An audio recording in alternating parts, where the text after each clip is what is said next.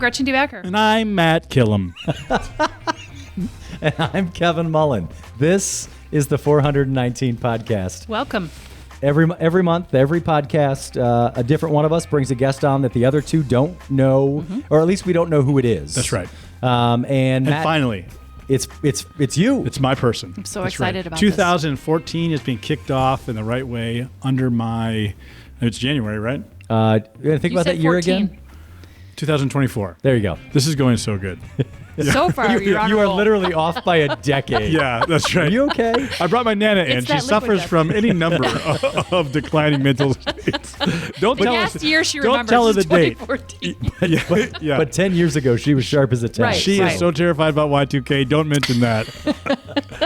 No, I am. I'm super excited to bring my guest in, a staple in the community, probably the largest purchaser of chickpeas in Northwest Ohio. Chickpeas. Okay. A native Toledoan. Then moved on to further their education at multiple education establishments, I think, of their own choosing. They were not removed by force. But a good friend of mine, a good friend of the community, a staple in it is Elias Hajjar. Oh, hey. Welcome. What's up? Why are you friends with Matt is the first question. Well, that I never said that. Oh, Yeah, friend is a strong word. okay. I would All right. think. What word would you use to describe your relationship Acquaintance. with Matt Killam? Oh, okay. Okay. Online acquaintance. Is this the first time you two are meeting in Yeah, real life? that's right. IRL? This is Yeah, he called the restaurant, asked for the owner. And, Yeah, I put a negative Yelp on, and now you get, this is the treatment you get. Elias has clearly been catfished. yeah, exactly. Yeah. Exactly. You're like, I thought I was showing up for a date, and turns out it's a podcast. Yeah. Joke's on you. That's so what- we actually went to high school together. We did. You did You're not. kidding me. We did. I thought that you were homeschooled That's based on literally everything about you. My looks, yeah, I know. Your general personality, your ability to communicate with Exactly, others. exactly. Yeah. You're big friends with Matt. Yeah. Okay. I get it. So when you did the introduction, you said the largest purchaser of chickpeas. I truthfully, at no point in time did I think restaurateur. I did. I immediately thought it's going to be a Hajjar. I swear to God. Yeah, cool. I just- She in my says mind, that I every did. time. Cool. She says it every guest. She always thinks it's a jar. We've had your entire. You're the last of your family I to be on mean, the show. that's typically the way it works in my family. Yeah, sure. I'm always the last one out. I think I know the answer of how you got into this business, but like, is this something where the family wanted you in the business, or did they try to? First of all, let's talk about the business. Yeah, that's probably Let's fair. not Yeah. assume. So give us kind of the family history of Hajjars and restaurants in Toledo. So my father started the company in 1974 as a bakery, the Beirut Bakery. Yep. And the bakery was doing well. He actually was driving to Detroit multiple times a week to sell his pita bread. That was like how he got started in it. He had a close friend who is from the same village back in Lebanon that was living in Ottawa at the time, and he was working at Ottawa, Ohio, or Ottawa, Canada. Okay. Ontario. And he was working as a chef in a really fancy Italian restaurant, and they knew, the Lebanese cooking, but they didn't really understand what it was to cook in a restaurant. We cook at the house, and that's how you grow up. But having a trained chef kind of come into the mix, they decided they wanted to go into the restaurant business. So they opened. Now, they is who? My father and his partner Riyadh. Okay. So Labib Hajjar and Riyadh Abu Araj opened up the Beirut restaurant in 1977. That was further down on Monroe Street than where it is today. Now, Gretchen, that was the year you were selected 20 under 40. That's correct. 1977. Right. Okay. Matt's is full of them, isn't he? I know, So it's good. so good. And so, yeah, they opened the restaurant in 77. In 84, they moved to the current location that it's at on Monroe and Douglas. And then, growing up, like the 80s for the Beirut was kind of like the real introduction of Lebanese food to Sure. the community. Yeah. That's like when people understood what it was, and Absolutely. it wasn't just like Les, let me ask you, when you're describing Lebanese food, tell me what that is traditionally for dopes like myself or not cultured people like these other two idiots that are on this show. it's very labor intensive. There's a labor of love with our food. Sure. So, the hummus, like, we talk about chickpeas, like our making hummus is a 3-day process. Get out of town. It is. Yeah. Is that normal for other people or just you at Hajjar's? It takes 3 days to make. No, I mean, you take the raw chickpea, you've got to soak it overnight. Yeah. You've got to cook it, and then you've got to, let it cool down. Then you actually mix in the tahini and the other ingredients. So it really That's amazing. 3 days. I had no 2 to idea. 3, Yeah. 2.5 days. Interesting. And for us, I mean, we're as a family. I mean, if I did the math, we're probably selling. Oh man, I want to say like over 2,000 pounds of hummus a week. Good Lord. Wow. So it's a lot of work. Yeah. And hummus is just one item. So That's right. When we talk about the other items, like grape leaves, Yeah. we're selling 20,000 grape leaves a week. Oh my God. And each one of them is hand rolled. So it's a labor of love. It's fresh vegetables. Sure. It's, we butcher and clean and grind all of our own meats. I'll tell you, I've seen almost every member of your family cleaning lamb in real time. That's like a rite of passage in our family. Yeah, I mean, dining. I've walked in and seen Yes. honestly almost everyone in your family doing it at one time. It's it's a way I grew up. I mean, understanding where the Beirut was in the 80s. So I was born in 81. So as a young toddler, middle-aged teen, like if I wanted to see my family, I went to the restaurant. Sure. It was like the way I got to participate with my father and my mother. I mean, Has they your were mom all always worked there with your dad? up until about maybe like 5-6 years ago is when she started to really step away. But yeah, all through it. I mean, she was in the front of the house. My dad was in the kitchen. Everybody that would come to the restaurant, wanted to see Karen and Labib. Absolutely. Yeah.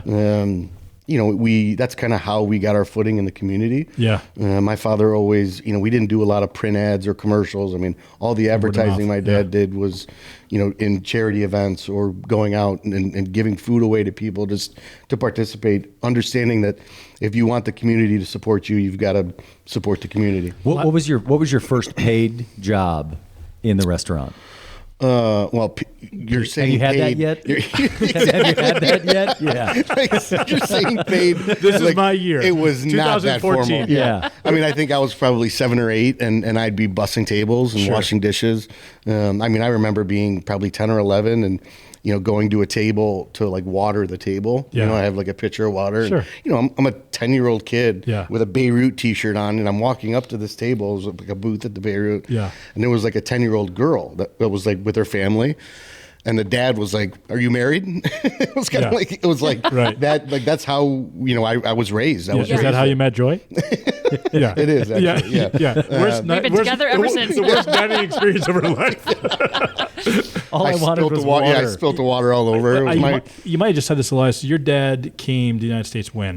1970. He How was old? 20. He was 20. Okay. And he came here by himself or came He came here by himself. He had a couple family members that were in Toledo. He came to go to school.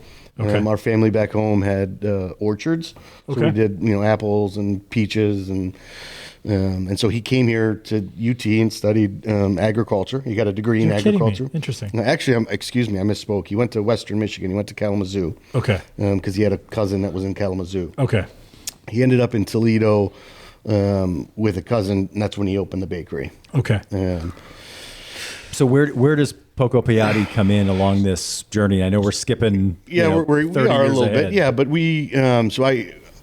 Growing up in the business, I always knew, to answer your question from before, I always knew I wanted to be a part of it.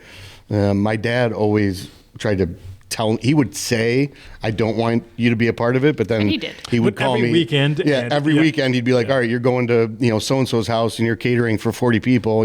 So I'm 16 years old. And I'm loading up my car Yeah. with food and Schaefer's and driving out to like all, Ottawa Hills and Sylvania, Sure. and Perrysburg, and I'm catering parties for 40 and 50 people. These were all at Rita's house. Is that? A few of them, yeah, a few of them absolutely were. Yeah. A 16-year-old normal kid, right? This is not an unusual story for a first generation. How much, where there's certainly times had to be when you're like, screw this, I want to have fun or hang out on the weekends. Have you met my dad? I have. Okay, yeah, saying screw He's the this one that made wasn't- us book you. Wasn't really an option, exactly. Yeah. It was like if he asked you to do something, you're doing it 100%. Yeah. And so, and to be honest, I enjoyed it. You enjoyed it. I was raised by the community. I mean, I would have conversations with doctors and with lawyers. I mean, your dad being one of them. Yeah. And like just being a part of that, it teaches you how to be a member of a society and a community and how to host. Hospitality It becomes your family's whole identity. I mean, what's happening at the store and who's working and what's going and, what are the events and everything. It's something that, and for decades, almost every member of your family is involved in it every day. Yeah, I mean, we are. Hospitality, I had this conversation actually earlier today. Hospitality is a lost art almost. Yeah, I agree. In the restaurant business for a long time. And it also is infectious, right? I mean, it does feel good to do it. It really is. And the restaurant business in the 80s, the 90s, even the 2000s, it shifted. It went from, hospitality to it being a business. That's when you saw the boom in the chain restaurants. Mm-hmm. And then it went into the food scene. Now it was more chef driven. And for me now, being in the business my entire life, bringing back the hospitality of what we do is so important to me. It's what I talk about with my staff and all of our meetings. It's we're serving people. They chose us. Exactly. Yeah. They got in their car to drive to us to pay for a meal and to be entertained. That's exactly in whatever capacity they're being entertained. It's funny. I took my girls to a concert a couple months ago. Jason Mraz. Don't laugh. Dude, Elias has no children. He just went to this concert by himself. I 100. Next time you want to go, I'm in. Yeah. Let's so go. we go to this concert, and it's a small amphitheater. I mean, not small, but 7,000-8,000 people. Yeah. And he's on stage. Elias Panner said, "Is it off-putting how much maroon Kevin is I wearing actually today?" like it. It's a good color. Well, It's nice for your skin tone. I mean, that is a lot of maroon or burgundy. Sorry that he doesn't wear black every day. It's monochromatic. It's Like us. It's in style. Yeah. Okay. Yeah. I hope it's still in style when Matt's we just release this. confused because I actually have sleeves on my jacket, and he didn't even know that they Look, make these arms those. need to breathe, Kevin. I'm sorry, when Elias. they're that big. Yeah. See, that's what you get. I get it. Yeah. Go ahead. No, he in between one of his songs, he says, I hope that tomorrow you get to have 7,000 or 8,000 people cheering you on. Yeah. And I heard that and I took it back to my staff and I said, when you think about the amount of people that are walking in and out of our restaurants, Sure. That's them cheering us on. That's them supporting us and encouraging us to do our best, to bring make sure that plate that sits in front of them is the best plate that it possibly can be. And it's a lost art. How do you? I mean, with the number of people that come in, the way that people feel and talk about the, certainly your restaurants, but the family restaurants, how do you keep from sort of developing the ego or resting on your laurels that we're good enough? Because I feel you're always pushing and hustling and never, you're not this all high and mighty, hey, Toledo, you're lucky to have me. And there's restaurateurs in Toledo that's their approach is you're lucky I've chosen Toledo. And for you, I feel like it's the other way around. If you were better at what you did, would you be that way? Maybe I'm not as successful as those other ones. I'm aspiring to one day be the biggest a-hole. Yeah. It's a good question. For me, my faith is very important to me. And to be honest, I was blessed with my daughter, my oldest daughter, who was born with congenital heart disease. We had 12 years of really tough sledding with her health. We were able to receive, the gift of life and a heart transplant like your father. And, when you go through life experience like that, it really shifts your perspective on what's important. And, for me, I was young when I opened the first restaurant. I was 25 years old. Mm-hmm. I was just married. My wife was pregnant with Rosie at the time, and we opened the first Poco in 2006 in November, and Rosie was born in June. So, Wow. I had a 6-month-old restaurant and, a newborn with congenital heart disease. So when you ask, how do you stay humble? Well, in my case, it's pretty easy when you're dealing with, life. Well, I don't know that you give yourself enough credit. I mean, I certainly track what you just said, but that's That is quite a story. That is a lot. Good for you. It was, and it, again, it's not like it's all, easy, and there are definitely moments where, you lean. I had to learn how to lean on people, how to trust them, and I think you find as well when you do that, when you lean on people and trust them wholeheartedly, it's amazing what you get back, and that becomes your fuel. That becomes like what keeps you motivated to hustle and to not take it for granted, everything that we're given. Yeah. You mentioned your daughter's heart transplant. Again, we've got that sort of shared. My father got a heart transplant. I don't think I knew this. 5 years ago. Is that right? We're coming up on, it'll be 5 years. I'm 5 years like this week. Okay. So I don't Yeah, I so think it was really close. Yeah. So then my dad, I think, is 5 years this July. I didn't know that. So Yeah. 4.5 years. Yeah. And I certainly have talked to my dad about this, and I know for my family, when my dad woke up in the hospital, one of the first things that the surgeon said to him is, "Congratulations, you no longer have heart failure. Yeah. You no longer have heart disease, right? Yeah. I mean, Yeah. you've inherited a whole host of other issues, but you don't have Right. this one anymore." Right. But what we found is that he spent so long living with heart disease that he continued to live with heart disease. Yeah. Even after he didn't have it anymore. like And I'm scratching the curious itch. for you guys. I mean, I can only imagine with a child that for her first 12 years, that's all she knew. Has she? I mean, now 5 Have you let years Rosie later, out of the house? Yeah, I mean, Sure. I mean, how has she sort of taken to this different life? Rosie. Is she working at the restaurant is, yet? Of course she is. You never let her leave. She works at Koala Berry. So I own Koala Berry, the ice cream store next to my Central Avenue location, and she runs the show there. She loves it. She actually worked last night. Yeah. Rosie's really special. These kids that go through living their whole childhood, it's almost like you're living without a leg or without an arm, and not literally, but prospectively. And her growth, now through her teenage years, and we've always felt this, my wife and I, with Rosie. It's like we're witnesses. We're not here to steer her or tell her that she's got to be a certain way. She teaches us more than we're teaching her. And she's just been, a delight to be a part of. She's driving now. She's a 16-year-old, junior in high school. And if you looked at her now, you would never know, what her life was like. Unless you looked at a picture, you would think she was a normal kid. I think for her being as young as she was, it gave her, she didn't have, 60 odd years of life behind her going into a transplant. And so I think now she can actually just be a normal 16-year-old girl. That's awesome. Which is, a gift. That's awesome. That's awesome. So being in the restaurant business is, I think, one of the hardest jobs there is. And I experienced to a much lesser degree than you and your family has. But it's, it's tons of hours, and it's all the planning and the preparation and all the stuff that you guys make from scratch and do so well, and all the people you serve. Other than the customers, one of the things I always like to think about was the economic impact that a small family-owned business can have on the community.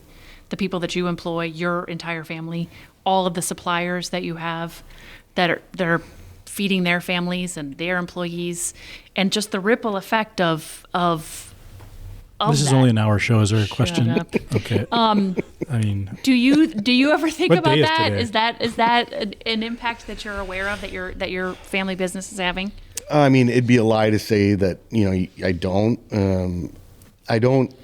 I don't think of it too macroly. It's more micro for me. It's more within my staff. I have 100 employees that Wow. I genuinely care about, and Yeah. we just within the last year, we've got full benefits for all That's of our great. full-time employees. Even some of the younger kids that are working. I've got a few 21 to 23-year-old kids that didn't go to college, that were this was a job that they took out of high school, or And they never like thought in their mind that they wanted to be a cook or work in a kitchen. And here they are like 2-3 years later, and they're working 45, 50 hours a week, making, good money. Yeah. Consistent. Consistent with good benefits. Right. To me, that's what really keeps me, like, again, motivated to do what I'm doing and to grow for them. Like, for me, and I've said this to all of my staff, like, I'm good. Like, I don't need another restaurant. I'm happy. My kids are healthy. I like my car. I like my house. Like, I can take a trip if I want to take a trip. But part of the reason why I even agreed to do the Metro Park was, for the staff more than for myself. How is that going? It's somewhat Best of thing a that's ever happened to new him. concept, other than having to work with Matt. Is it a successful I would endeavor? say working with Matt and Mike Keedy have been, for my professional career, it's been the most fun. Mike is great. Mike is awesome. Matt makes you laugh. So that's good. I mean, we only are talking about Laugh. this because of me, but that's fine. But I just want to Mike's make sure we just clarify that laugh at and laugh with are two different things. Exactly. Okay. Exactly. Yes. Thanks, Ron Burgundy. Burgundy, get it? Yeah. No, I got it. Ugh. It took me a minute. I got it Yeah. after you said it. Thank Yeah. you. I'll say whatever's in the teleprompter. So Yeah. this is great. I'm having a hard time concentrating because I'm basically just trying to figure out what I'm going to order from the Beirut tonight to take home.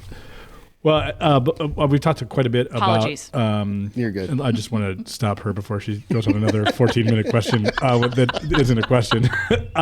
It's a Burnsian documentary question.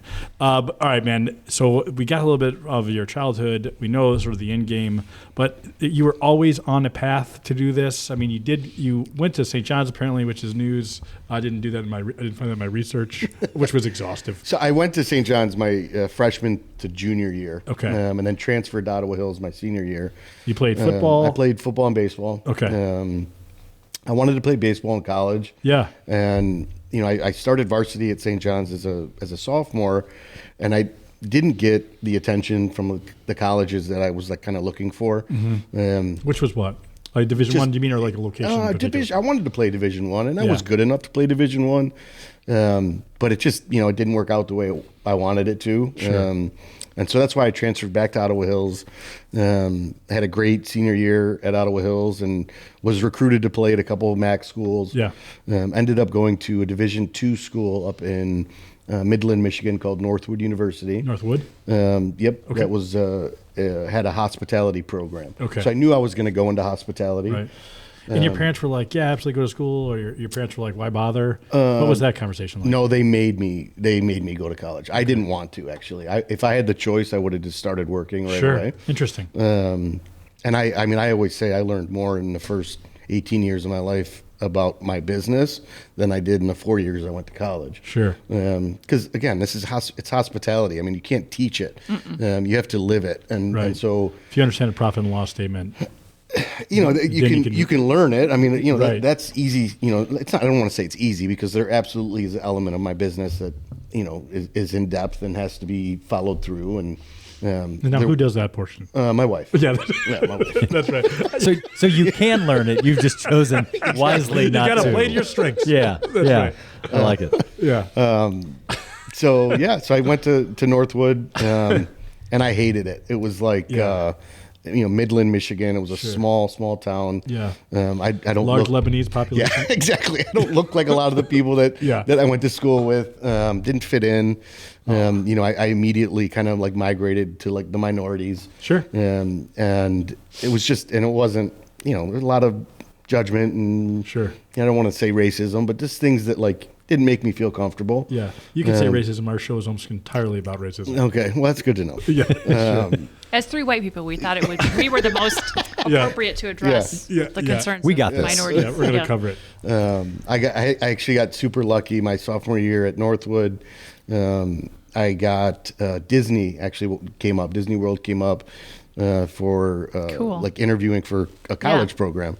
And it was like my opportunity to get out of Northwood. And so I actually went to Disney World and Yeah. I got accepted to be a lifeguard for 6 months Okay. at Disney. And so I call my mom and dad, or I come down to Toledo and I'm like, hey, I'm I'm quitting school. I'm going to go be a lifeguard at Disney World for 6 months. And your dad was like, "This is exactly what I envisioned." My when I dad moved goes, here. "No, you're not." Yeah, yeah. I go, well, I mean, I kind of already made the decision. He I said, already well, have my bathing suit. yeah, you're going to have to get the it. white thing on yeah, your nose. You're going to have you have the duck with the on your chest.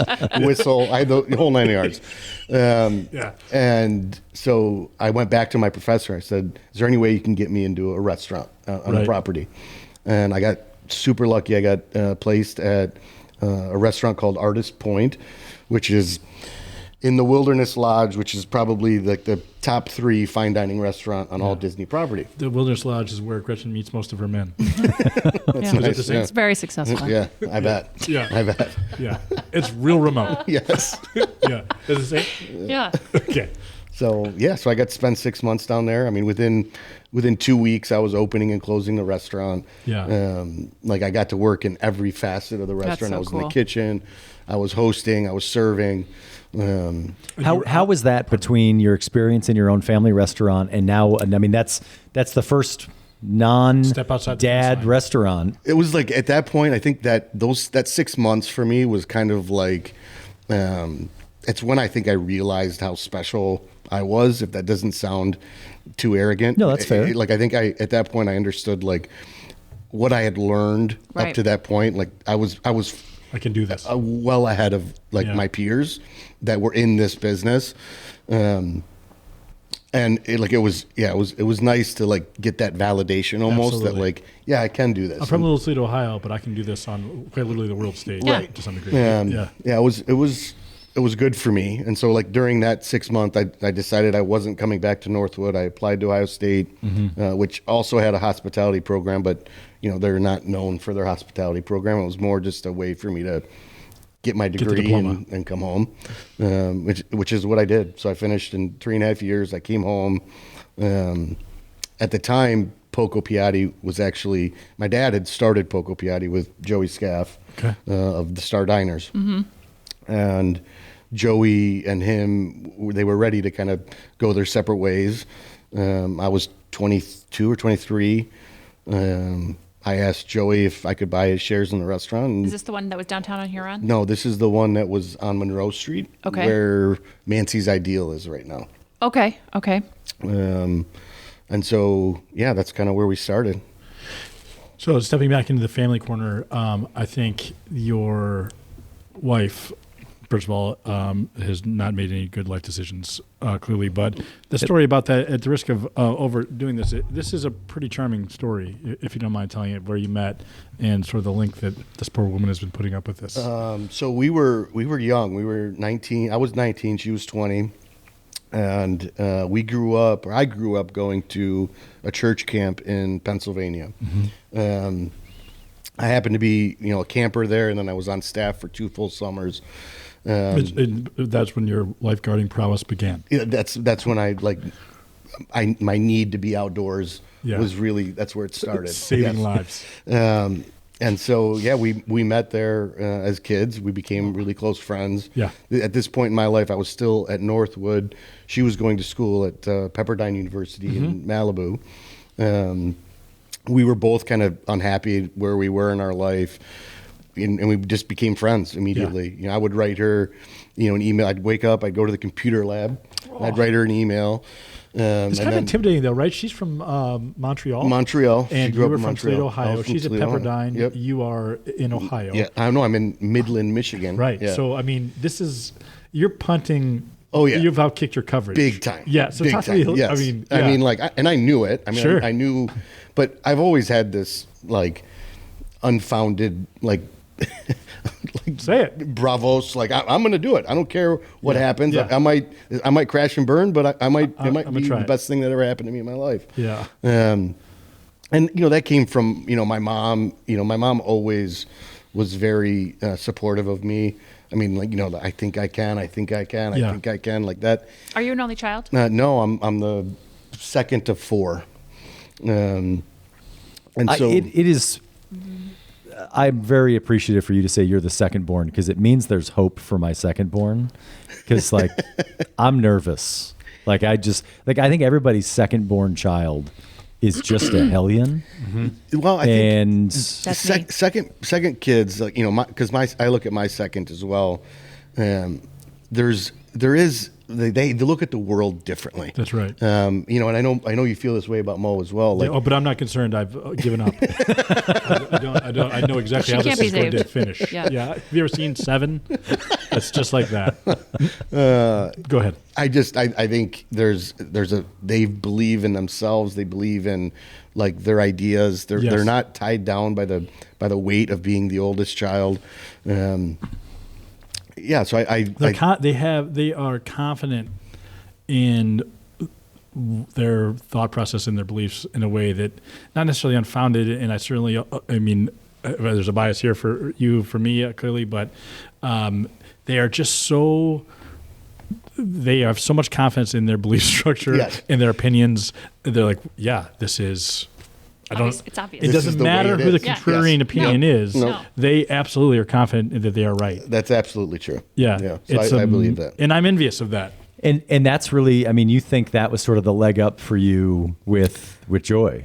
So Was it, maybe you just didn't know that you shouldn't have been pursuing I think her. that's probably more accurate. Like, yeah, I just seemed like this is what I should be doing. Like, this is exactly the type of girl I want to be with. This is, she comes from the family I want her to come from. She believes what I believe. She, has the same, moral compass that I do. She needs a green card.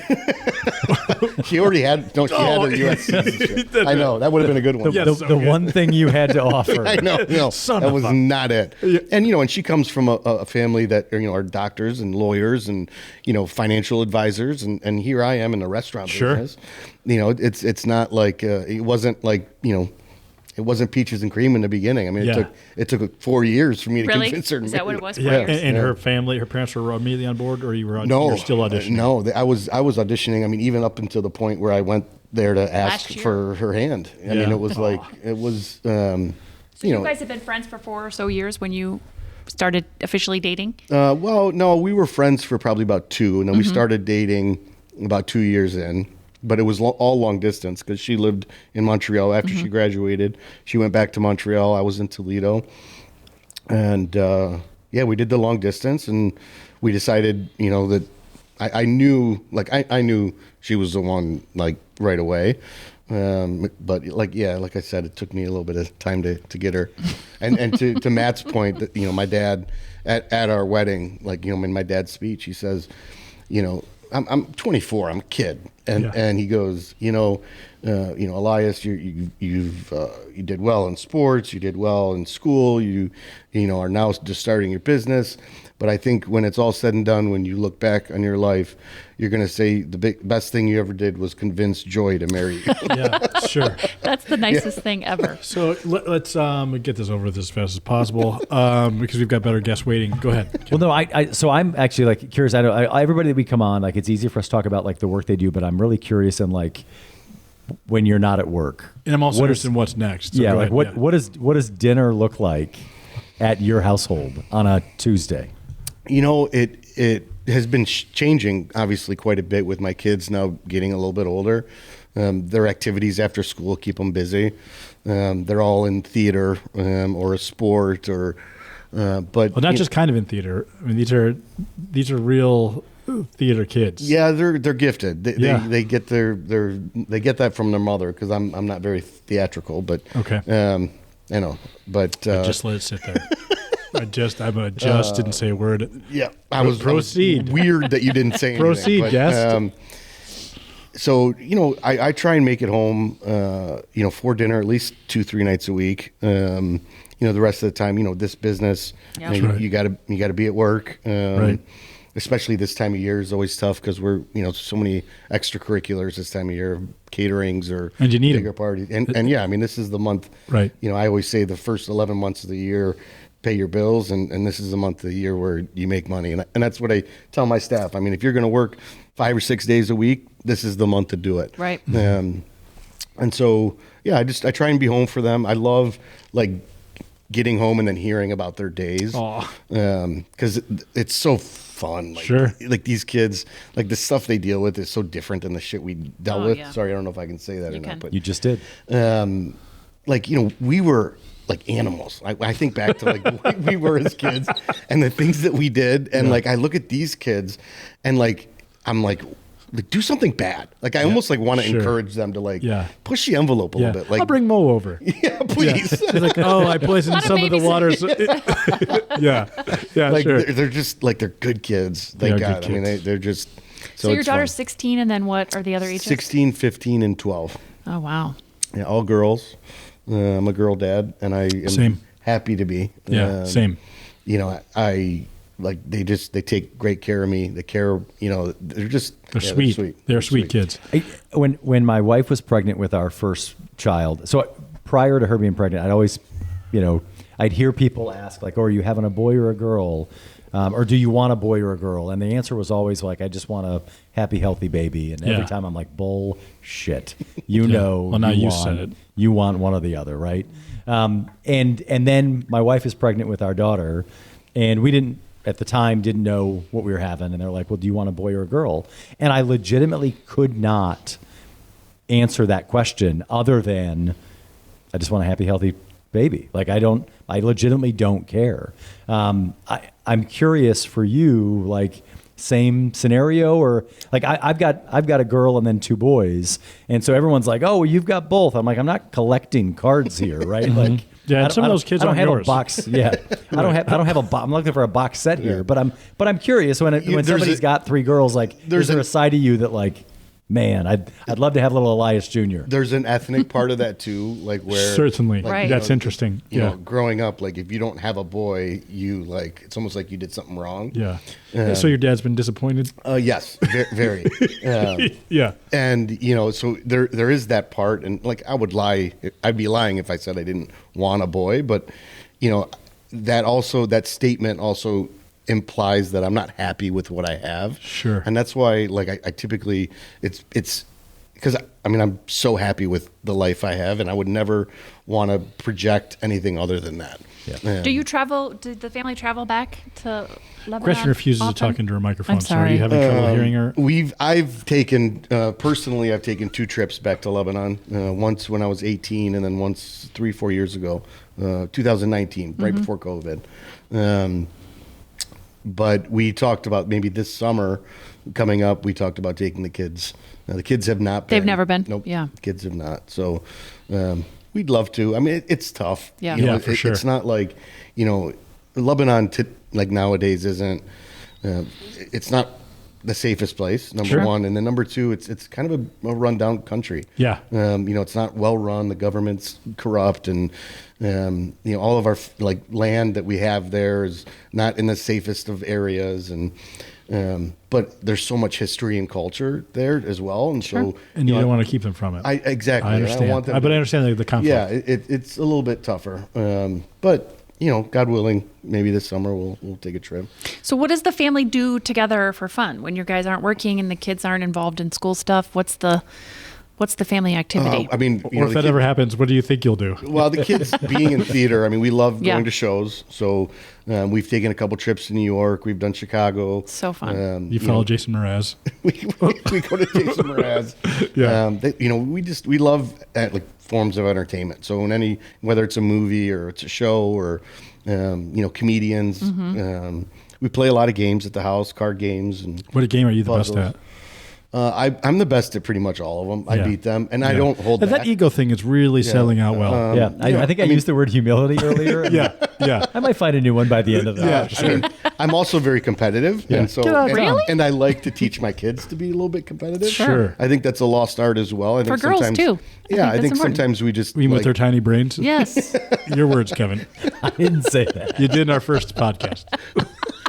And it's been 3 We months. re-recorded that, Matt. There's a reason why we Can deleted you that entire pull episode. that statement out Yeah. somewhere? Like, Well, first of all, Kevin didn't say that. He said something not even close to it, but he thought he said something like that, and he's beat himself up about it for 4 straight months. For 4 months, he so still as talks friends, about it. We bring it up. Yeah. He writes about it in his dream journal. It's very His it's Jason upsetting. Mraz themed dream journal. You've seen it. What's the what does the family we talk don't about? have one game. I want one. Oh yeah, game. what's the game? What's the favorite family game?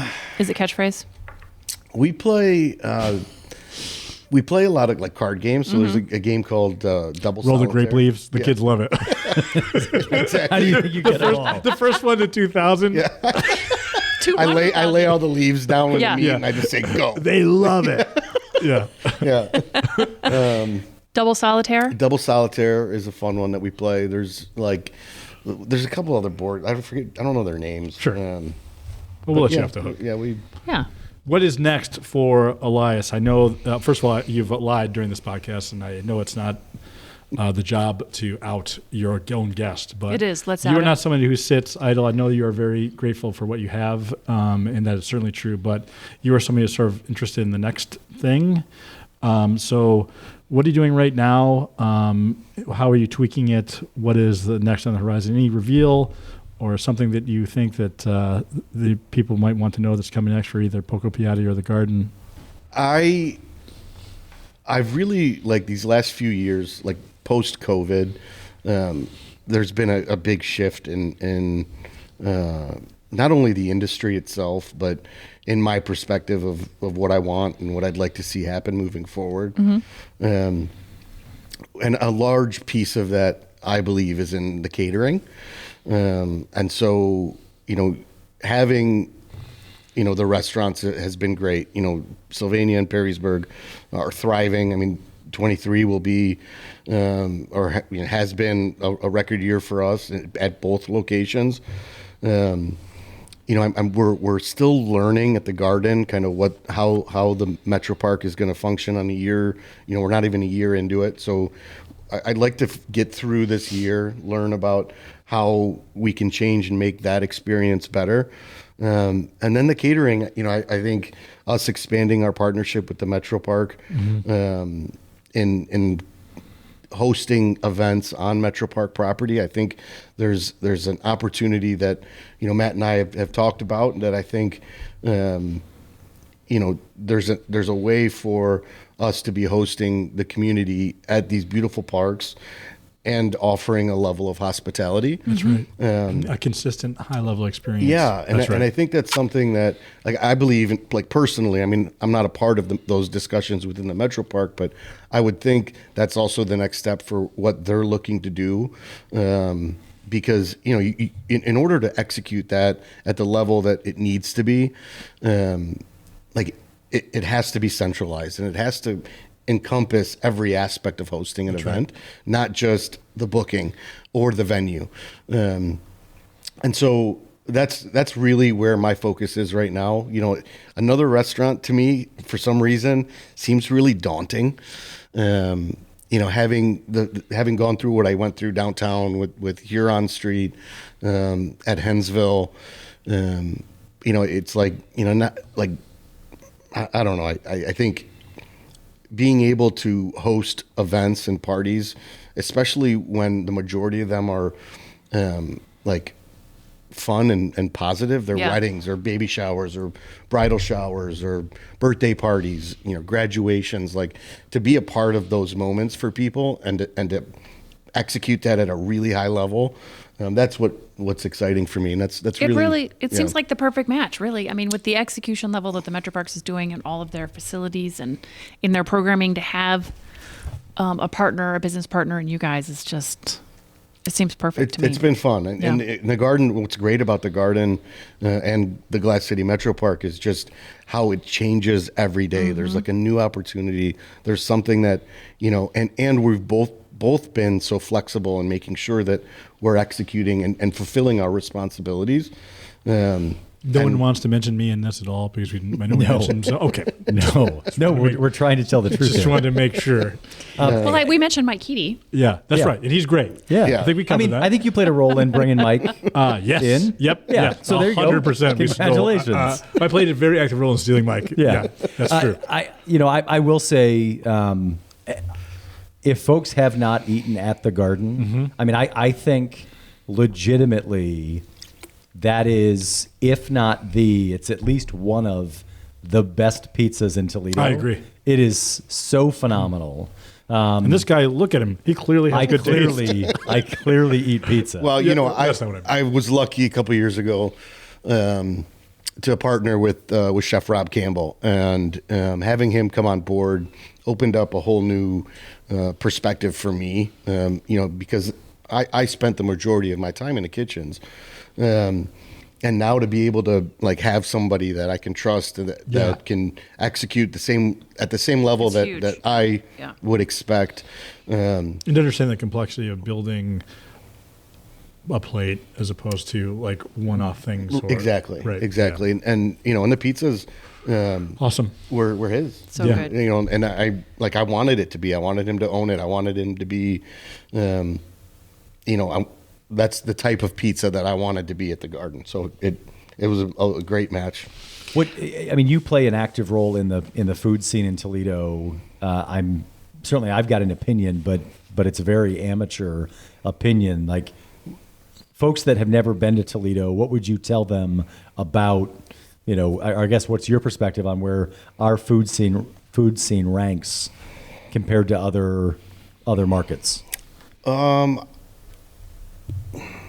It's a good question. I think there are a few places that execute at a very high level. And then I think there are a bunch of places that just do things to do them. Mm-hmm. And that's just me being completely honest. I don't think there's a ton of like truly great restaurants. If I'm going to be honest, I love Kengo. I think obviously he does a great job. Erica does a great job. Yeah. It's hard to be that committed to the food and to the hospitality. And I think both of them do an excellent job. So I want to close on this. It is a question that we've asked almost indiscriminate of what our guests do professionally. But when you're thinking of designing a concept or even sending a plate out the proverbial window or literal window, who are you thinking about eating that food? Who are you thinking about coming to your restaurant? What do they look like? They look like everybody that comes into my restaurant now. Yeah. I don't. I've never been like families. It's who it's anybody. It's funny. Like my dad tells this story all the time. When he went to school for his MBA, the professor in one of his first classes said, "Who's your customer?" Yeah. And my dad said, "Anybody with a buck in his pocket." Right. And the professor, who happened to be John Monarchy, I don't know if you know John. Yeah, sure. He says to him, "Well, you're not going to be in business very long." Yeah. This was 1983. Yeah. So. That must have been devastating. Has he talked to him since then? Oh yeah, he's a close friend. Yeah. He's probably eating there right now. Right, he probably is. Yeah. But it's like that's the that's how I grew up. That's what I learned. Yeah. Is that like when you have hundreds of people a day that are coming into your restaurant, it's those people that you need to care about, not some person that you're making up in your head. I think that thinking is solid if you can't have a 70-page menu. You can't serve everyone that way. You can serve good food to everyone, but you can't serve everyone's food to everyone. That's a good point. So I have a lot of good points. Yeah. I mean, you do, Matt. Yeah. I mean, I've known you for about 2 years now. It's the best 2 years of your life. Your Before words. we close, I do have one Oh, quick my. question, and that It is won't be quick. Matt talked about the future, but It's right. In the Spanish-American War, Elias. what side did you come down on? Just tell us the truth. That was a quick question. Family businesses, succession planning. What Oh, what great are question. you guys doing? Like, is Mo is Labib, available. Does it have to be in your family? is Labib ever going to sit down? It's a really good question, and it's one that probably about 5 years ago I would lose sleep over. And I went to a lot of therapy to get through it. Good for you. To the point Yeah, where sure. it's ultimately like it's his decision. Sure. And him and his partner, that place is as much a part of who they are. That they can't walk away. No. Like I don't see them ever retiring, or my dad doesn't golf. He's not gonna. Yeah. There aren't like there's nothing else to their life Right. more important than that restaurant, and so it's really going to be on their terms. My brother moved home 2020, and he's there on a daily basis with them. Whatever they need from me when the time is ready, I'm all hands on deck. But until that point, like we aren't having, and it's kind of sad because there is, I mean, the logical part of my brain says like Planning. we need to plan this, Right. but they're not planners. That's not how they don't operate that way. But they are happy. They're very happy. So that's- I mean, and like that's- they have everything they want. You know, like they're except for their crappy kids, right? But they can't have Exactly. I mean, But they got great grandkids. So that you, they do. You, Yeah, you say, that well, they do. It's Yeah. gifts a generation. Yeah. So. Yeah. It's been Yes. such a pleasure getting to know you. Well, I thank you can't for having believe me. that you're friends with thank Matt you for to come having in, me. and it's been great. Thank you. I mean, Matt's a landlord that I think he threatened to raise rent if. Oh, I don't deal with that portion of anything. Okay. Yeah. I didn't, yeah.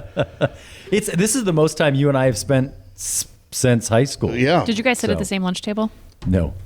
No, I mean, so I will say this: there's a handful of kids from high school that, when I look back, I mean, this is not a surprise to you guys, but I was not the cool, popular kid in high school. No. But there's a handful of guys that were a part of that in crowd. Yeah. And Elias was part of that in crowd. But I'm equally surprised to hear that. But also wasn't an asshole. Yeah. Okay. And I think that's the I guess part. it's Like a swearing show now. it is. Okay. I'll bleep that out later. Yes. But I think I look back on that time and I know like he was one of those sort of like bridges between a couple different circles. Interesting. And it wasn't, at least I don't remember you stuffing me in a locker at any point in time. Maybe you did. And I've just suppressed that memory. I mean, I wish I could say that I didn't ever do that, but I mean, I probably did. Do you want to today? Not at all. Yeah. Not at all. It's funny. Like at this point in my life, I look back, and I say I wish I was that person. I don't know if I always was. Which that person meaning? That I was a bridge. That I was somebody that didn't that could assimilate with many different people in many different scenarios, rather than like trying to be either the cool kid or the not cool kid or whatever, the jock or the non-jock. Or well, as one of the not cool kids, I didn't see you as fixed in this thank group. you. I appreciate So, that. Yeah. I appreciate that. So That's maybe it. it's because I didn't see you when you stuffed me in the locker. I wasn't facing that direction. I don't know. Yeah. Well, thank you. I appreciate it. Well, we've learned a lot about each other Yes! today, and then cathartic for Kevin's, I guess, miserable high school experience, which is what we all You want. know how much money I'm going to save on therapy because of this conversation? Because he went to therapy, he can Yeah, now help exactly. you. Yeah. That's right. Anyway, Elias, Thank you so I will much. probably see you tomorrow. But this has been great. It's been a real pleasure to work with you. We did not know each other before our endeavor with the park system, but I have only been more affirmed in our decision to partner with you and your crew and your family as well. So thanks so much. And thanks for coming on, man. Thank you. My pleasure. My Thank pleasure. you. A huge thank you to Elias Hajjar for being our guest today. And you know what? Thanks to Matt Killam as well. He's feeling pretty left out. For Gretchen DeBacher and Matt Killam, I'm Kevin Mullen. This is the 419.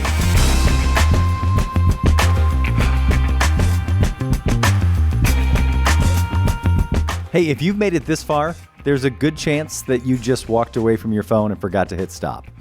Either way, thanks for tuning in. We'll see you back here next month for the next episode of the 419.